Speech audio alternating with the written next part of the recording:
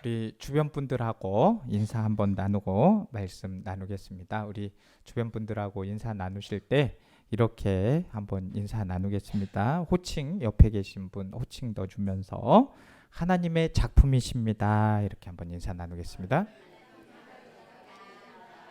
네. 네. 네. 우리 장로님, 권사님, 집사님, 우리 성도님들 한 분 한 분은 하나님의 작품이십니다. 작품은 소중하게 다뤄줘야지요. 오늘은 어버이 주일입니다.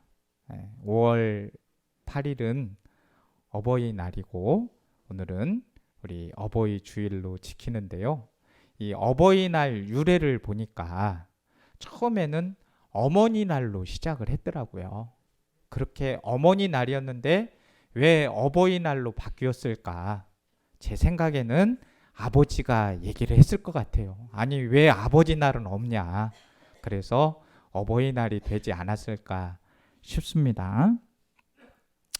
이 어린이날이 생긴 이유는 우리 이제 방정환 선생님이 이제 어린이들이 좀 인격적으로 대우를 받지 못했기 때문에 이 어린이날을 계기로 인해서 좀 그 가치를 존중해 주자 이런 의도에서 시작이 되었습니다. 마찬가지로 이 어머니들이 그 사랑과 희생에 비해서 인정을 잘 받지 못했기 때문에 우리 어머니 날도 시작되었을 겁니다. 우리나라의 가부장적인 가정에서 어머니들의 가치를 존중해 주는 그런 날로 어버이날이 시작이 되었겠지요. 여성에 대한 인식의 변화가 일어난 것도 최근의 일입니다. 동서양을 막론하고 이 남성 중심의 사회였죠. 남성 지배적 문화는 이 기독교 역사에서도 마찬가지였어요.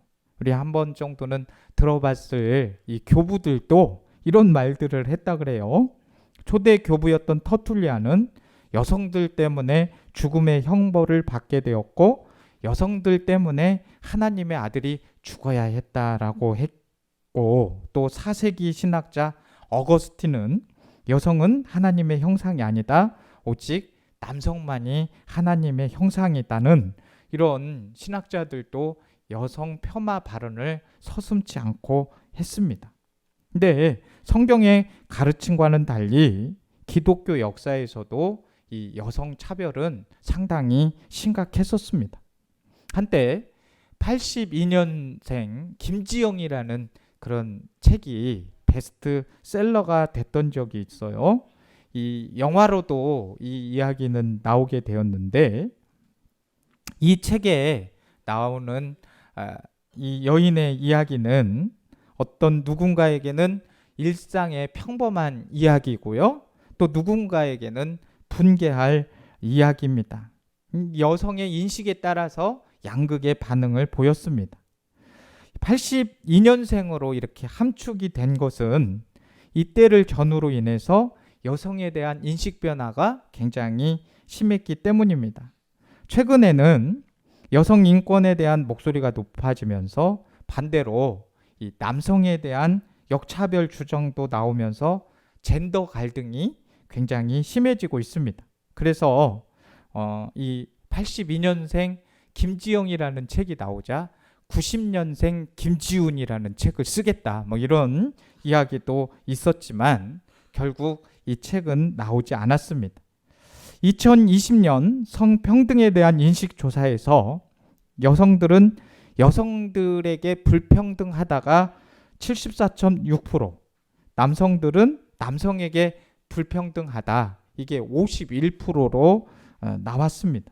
그러니까 여성은 여성대로 또 남성은 남성대로 차별을 겪고 있다는 억울한 심정을 토로한 것이지요. 이미 우리 사회는 남자와 여자, 이 젠더 갈등이 심각하다고 볼 수 있습니다. 교회는 이런 사회적 이슈가 있을 때 어떻게 접근을 해야 되는 겁니까? 이런 이슈들이 생기고 할 때 우리 교회들은 항상 성경이 어떻게 말하는가를 관심을 가져야 됩니다. 근본적인 답은 다 성경 말씀에 있기 때문입니다. 성경에 비추어 볼 때 나는 어떤 편견을 가지고 있는지 좀 점검하는 기회가 됐으면 좋겠습니다. 그런데 왜 어버이 주일에 이렇게 젠더 이슈에 대해서 말씀을 하려고 하나 생각하실 텐데, 이 남자와 여자에 대한 바른 인식을, 성경적 인식을 가지고 있어야 이 아버지, 어머니로서 가정을 건강하게 세워갈 수 있기 때문입니다. 우리 자녀들이 세상을 통해서가 아니라 부모를 통해서 이 올바른 성적 정체성을 우리 성경을 통해서 가지게 되기를 소망합니다. 하나님은 왜 인간을 창조하실 때 남자와 여자로 창조하셨을까요? 하나님의 의도를 발견하는 것이 남자와 여자의 관계를 이해하는 출발점이 돼야 됩니다. 하나님은 사람을 어떻게 창조하셨습니까? 본문 27절 보시면 하나님이 자기 형상, 곧 하나님의 형상대로 사람을 창조하시되 남자와 여자를 창조하셨다고 말씀해 주고 있습니다. 하나님의 형상대로. 그러니까 자기 형상, 하나님의 형상대로 남자와 여자를 창조하신 거죠. 하나님의 형상이 무엇이냐에 대해서 다양한 의견이 있습니다. 지금까지는 그 하나님의 형상이 하나님의 성품이다. 세상 통치에 대한 대리권이다. 이렇게 의견을 냈습니다. 또 최근 구약 학자들은 하나님의 형상을 이 관계성, 공동체성에 무게를 두고 있습니다. 하나님의 형상을 따라 남자와 여자로 창조가 되었다는 것에 주목을 하고 있기 때문입니다. 하나님은 성적인 존재가 아닌데 왜 하나님의 형상을 따라 남자와 여자로 창조하셨다고 했을까 하는 겁니다. 하나님의 형상이라고 할 때 이 하나님이라는 단어가 원어로는 복수로 쓰였습니다. 26절에서도 우리의 형상이라고 했잖아요. 하나님은 관계적이고 공동체적이라는 거예요. 삼위 하나님이 인격적 관계성을 따라 존재하듯이 인간도 홀로 존재하는 것이 아니라 인격적 관계성에 있어야 한다는 거죠. 인간 관계 중 가장 중요한 인간적 관계가 남자와 여자라는 거예요.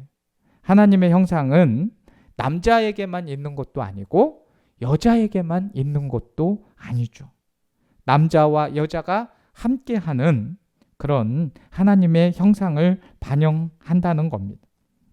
근데 고대 종교의 신은 모두 남신과 여신이 있었습니다. 그러나 성경의 하나님은 남자신도 아니고 여자신도 아닙니다. 물론 하나님을 아버지로 남성적 이미지로 표현했습니다. 그러나 하나님을 어머니로 어머니적 그 성향이 있는 것으로도 많이 표현된 곳들이 있습니다. 누가복음 13장 34절에서는 이렇게 말씀하고 있습니다. 에루살렘아 에루살렘아 선지자들을 죽이고 내게 파송한 자들을 돌로 치는 자여 암탉이 제 새끼를 날개 아래에 모음같이 내가 너희 자녀를 모으려 한 일이 몇 번이냐. 그러나 너희가 원하지 아니하였도다라고 말씀을 하고 있습니다.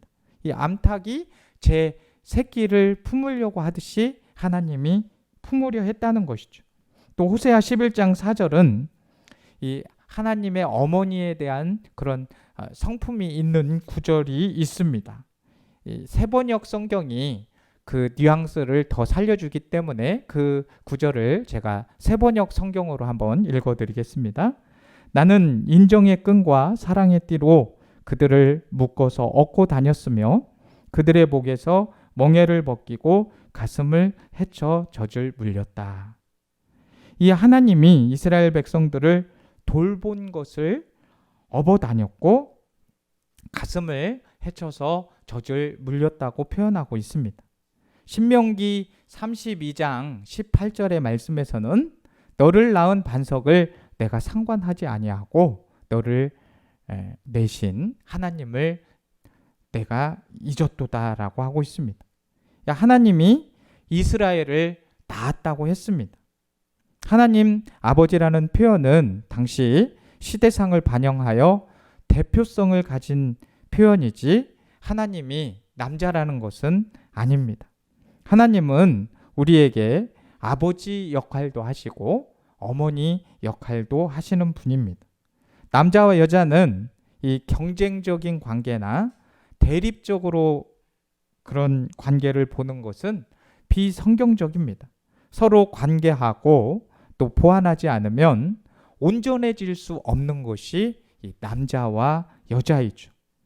우리 구원을 위해서 성부 하나님이 만세전부터 계획하시고 성자 예수님이 실행하시고 성령 하나님이 우리 삶에 임하게 하셨다고 이 삼위 하나님 간에 막 위기가 있습니까? 성부가 높고 성자가 더 높고 성령이 더 높다고 이야기를 합니까? 그렇지 않죠. 그 성부, 성자, 성령의 하나님은 동등하신 하나님입니다.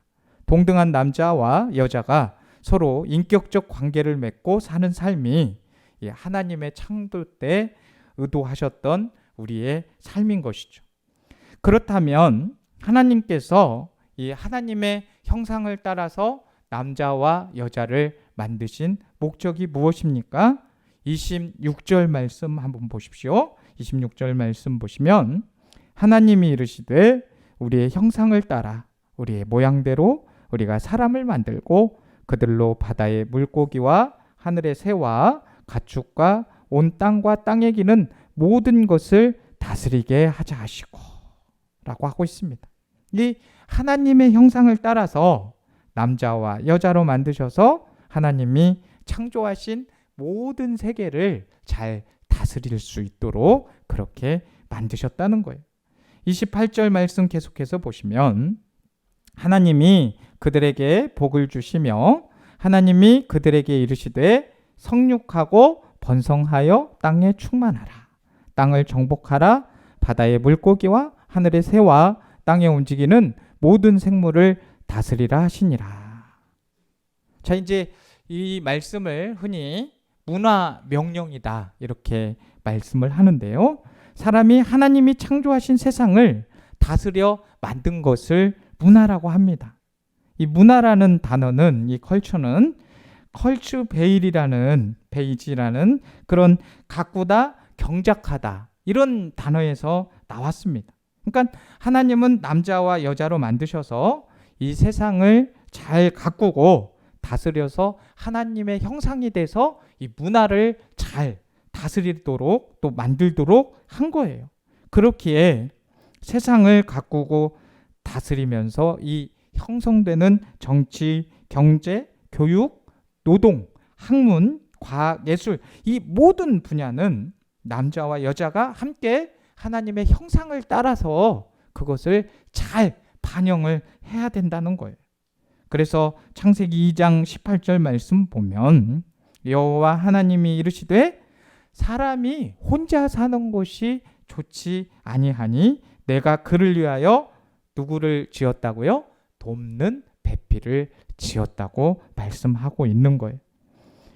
근데 이 말씀을 문화명령을 수행하는 이 주역은 남자고 여자는 조력자로 지어졌다. 막 이렇게 그런 의미로 해석하는 사람이 있어요. 그러니까 여성을 이 조교, 어시스텐트 정도로 보는 막 그런 해석인데 전혀 그런 말씀, 그런 의미가 아닙니다. 이 돕는 배필이라고 할 때는 이 돕는다는 단어가 성경에 한 21번 정도가 사용되는데 이 15번이 하나님과 관련이 되어서 사용이 되어지고 있습니다.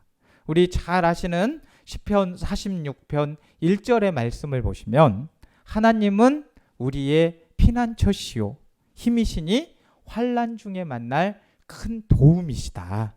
이렇게 말씀을 하시죠. 하나님이 우리를 도울 때 조교로 도와주십니까? 그렇지 않잖아요. 내가 주역인데, 내가 삶의 주축인데 하나님께서 그 부족한 부분을 채워주시는 하나님인가요? 아니잖아요. 힘 있는 자가 힘없는 자를 도와주는 거예요. 더 잘하는 사람이 덜 잘하는 사람을 돕는 거죠. 이 말씀은 남자와 여자가 서로 잘하는 것을, 그것을 부족한 것을 보고 서로 도와서 하나님의 문화 명령을 수행하도록 하신 겁니다. 우리가 성경을 읽는 것도 중요하고 또 기도하는 것 너무 중요합니다. 전도해야지요. 그것으로만 멈추는 것이 아니라 이 사람이 살만한 곳, 정의로운 곳, 또 하나님이 기뻐하시는 세상을 만들어가는 모든 행위가 이 하나님의 명령을 수행하는 겁니다. 이 명령을 잘 수행하기 위해서 이 성경 말씀을 잘 읽고 그 뜻을 잘 발견하고 행해야 되는 거죠. 그러면서 우리가 이 하나님의 말씀을 읽고 그 일들을 행하기 위해서 더욱더 기도로 힘을 얻는 겁니다. 그런데 세상을 잘 다스려 하나님이 기뻐하는 세상을 만들기 위해서는 반드시 이 남자와 여자가 협력을 해야 된다는 거예요. 그래서 사회 각 분야에는 남자와 여자의 참여가 필요합니다. 그런데 어떤 분야에서는 현저히 이 여성들의 참여가 부족하죠. 하나님의 형상이 반영된 세상이 되기 위해서는 사회 각 분야에 여성들이 참여할 수 있는 기회가 더 많아져야 한다고 생각합니다. 물론 반대되는 부분도 있겠지요. 그런데 세상에서는 똑같이 경쟁해서 기회가 주어져야 공정하자고 하지만은 성경적 관점에서는 그렇게 말하고 있지 않습니다. 그러면 오늘날 왜 이처럼 남자와 여자는 서로 돕는 관계가 아닌 이렇게 갈등 구조가 되었을까요? 그것은 인간 중심의 이 자기 중심성, 죄의 영향인 거죠. 죄 짓기 전에는 아담이 뭐라 그랬어요? 여자를 창조해 줄 때, 돕는 배필을 지어 줄 때 뭐라고 했습니까? 내 뼈 중에 뼈요, 살 중에 살이다. 이런 고백 하잖아요. 그런데 그렇게 사랑을 표현했던 여자에게 죄를 짓고서는 여자가 선악과를 먹였다고. 선악과를 여자가 주었다고. 뭐를 했어요? 책임 전가를 합니다. 그렇게 뼈 중에 뼈요, 살 중에 살이다고 하고서는 이제 탓을 하는 거예요. 그러면서 책임 전가를 해버립니다. 하나님은 죄지은 남자와 여자에게 벌을 내리십니다. 창세기 3장 16절에서 17절 말씀입니다. 또 여자에게 이르시되 내가 내게 임신하는 고통을 크게 더하리니 내가 수고하고 자식을 낳을 것이며 너는 남편을 원하고 남편은 너를 다스릴 것이니라 하시고 아담에게 이르시되 내가 내 아내의 말을 듣고 내가 내게 먹지 말라 한 나무의 열매를 먹었은즉 땅은 너로 말미암아 저주를 받고 너는 내 평생에 수고해야 그 소산을 먹으리라. 이러면서 벌을 내리십니다. 여자에게는 어떤 고통을요? 임신하는 고통을, 남자에게는 노동을 하는 고통을 주셨습니다. 또한 여자는 남편을 원하고 남편은 아내를 다스린다고 했습니다. 하나님께서 왜 이런 벌을 주셨을까요? 저는 이것이 벌이면서도 죄지은 남자와 여자로 하여금 하나님의 창조 원리를 깨닫는 방편이라고 생각을 합니다. 하나님은 인간에게 생육하고 번성하고 땅에 충만하라, 세상을 다스리라 이렇게 하셨습니다. 이것은 명령이기도 하지만 인간에게 주어진 큰 특권이잖아요. 그런데 여기에 이제 죄로 말미암아 고통이 추가됐어요. 그런데 명령과 특권이 사라진 것입니까? 아니죠. 언제나 죄로 인해서 고통이 수반돼야 명령을 수행하고 특권을 누릴 수 있게 된 겁니다. 하나님은 아내에게 남편을 원하고 남편은 너를 다스릴 것이라고 했습니다. 이 구절도 남성의 우월적 군림을 옹호하는 말씀으로 이해하면 안 되고요. 아내는 남편을 원한다는 것은 의지한다는 표현이고, 남편은 아내를 다스리는 것은 돌본다는 표현으로 봐야 됩니다. 그래서 하나님의 형상인 관계성을 회복하도록 하신 것이죠. 임신의 고통은 그냥 여자들만의 몫이다. 경제의 책임은 또 남자들만의 몫이다. 이렇게 하는 게 아니라는 거예요. 서로 의지하면서 돌보고 극복하라는 거예요. 무엇이 더 큰 벌이다. 누가 더 큰 벌이다. 누가 더 큰 죄를 지었다. 이런 관점에서 보지 말고 이 죄가 들어와서 깨어진 관계를 고통을 겪으면서 서로 도와서 이것을 극복하는 과정을 통해 하나님의 창조 섭리를 깨닫도록 하신 겁니다. 바울은 구원받은 성도의 부부 관계를 그리스도와 교회의 관계로 표현을 했습니다. 에베소서 5장 22절 말씀입니다. 아내들이여 자기 남편에게 복종하기를 어떻게 하라고요? 주께 하듯 하라. 이 말씀이 무슨 여성들에게 불평등하게 하는 말씀입니까? 주님께서 교회에 강압적인 복종을 요구를 한 것이 아니라 주님께 자발적인 순종을 하게 한 것입니다. 또 에베소서 5장 25절 말씀을 보시면 남편들아 아내 사랑하기를 그리스도께서 교회를 사랑하시고 그 교회를 위하여 자신을 주신같이 하라라고 했습니다. 예수님께서 마지못해서 자신을 내어주신 게 아니고 교회를 사랑해서 자발적으로 희생을 하신 겁니다. 누가 힘들고 누가 우월하다 이런 거 말하신 게 아니라고요. 두 말씀은 모두 21절 말씀과 같이 연결이 되어 있습니다. 그리스도를 경외함으로 피차 복종하라. 피차 복종하는 방식으로 자발적 순종, 자발적 희생을 하라는 것이죠. 가정은 순종과 희생으로 연합된 사랑의 공동체다. 이것을 말씀한 겁니다. 오늘날 우리 사회는 남자와 여자에 대한 생각이 매우 혼재되어 있습니다. 전통적으로 이 가부장적인 사고도 문제지만 남자와 여자를 자꾸 대립적으로 보는 것도 문제예요. 그래서 자꾸 이런 막 선입견적인 말이 있죠. 남자가 사내 자식이 왜 울고 그러냐? 남자는 울면 안 됩니까? 남자도 충분히 울 수 있는 거죠. 또 예전에는 그랬다고요. 여자가 왜 이렇게 너무 나댄다. 그런 말들 막 많이 있었습니다. 이런 말들은 잘못된 말들입니다. 우리 자녀들에게 남자와 여자에 대한 세상의 오염된 개념이 아니라 성경적 바른 개념을 심어줄 수 있는 곳이 바로 교회이고 가정이 되어야 하는 것이죠.